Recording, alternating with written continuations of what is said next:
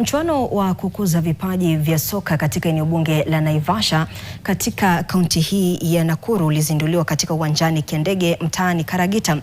Jumla ya timu zipatazo 100 na 500 kutoka wadi zote 8 za eneo bunge la Naivasha zinashiriki, ambapo timu mbili za kwanza katika kila wadi zitajikatia tiketi ya kuingia raundi ya 16 bora. Katika mechi ya ufunguzi wa wadi ya Hell's Gate, Naivasha City Stars ilitoka sare ya bao moja na Kiandege. Mdhamini mkuu wa mchuano huu ni Dennis Muigai almaarufu kama Deno Gaucho.